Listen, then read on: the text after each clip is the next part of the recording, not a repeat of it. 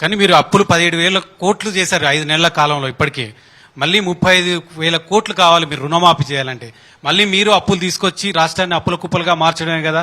రుణమాఫీ చేయడానికి మీ దగ్గర ఉన్న ప్రణాళిక ఏంటి సీఎం గారు? ఇప్పుడు దుబారా తగ్గిస్తే మనకు మిగులు నిధులు ఉంటాయి.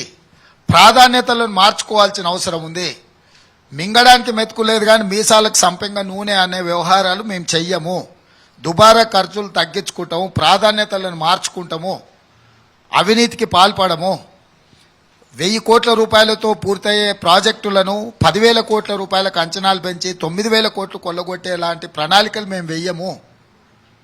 ఇవాళ మేము గత ప్రభుత్వము 9% నుంచి 12% వరకు హైయెస్ట్ రేట్ ఆఫ్ ఇంట్రెస్ట్లో లక్షల కోట్ల అప్పులు తెచ్చుకున్నారు. మేము వివిధ సంస్థల్ని కేంద్ర ప్రభుత్వాన్ని సంప్రదించినము. ప్రపంచంలో చాలా బ్యాంకులు 2% నుంచి 4% రేట్ ఆఫ్ ఇంట్రెస్ట్తోని 1,000 కోట్ల రూపాయలు అప్పులు ఇవ్వడానికి సిద్ధంగా ఉన్నారు. లోన్స్ని అన్నిటిని కూడా రీస్ట్రక్చర్ చేసుకుంటాము. ఇవాళ అత్యధికంగా మిత్తీలు చెల్లించే పరిస్థితి నుంచి అతి తక్కువ మిత్తీతోని అప్పులు తెచ్చుకునే విధంగా లోన్ అంతా రీస్ట్రక్చర్ చేసుకుంటాము. తర్వాత ప్రతి సంవత్సరం 10% నుంచి 12% రాష్ట్ర ప్రభుత్వం యొక్క ఆదాయం పెరుగుతుంది.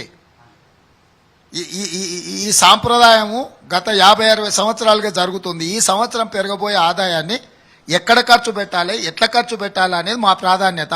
మా ప్రాధాన్యత రైతు రుణమాఫీ. ఈ ఆదాయాలను కానీ దుబారాను తగ్గించుకోవడం ద్వారా రైతు రుణమాఫీని పూర్తిగా చెల్లిస్తాము. అవినీతికి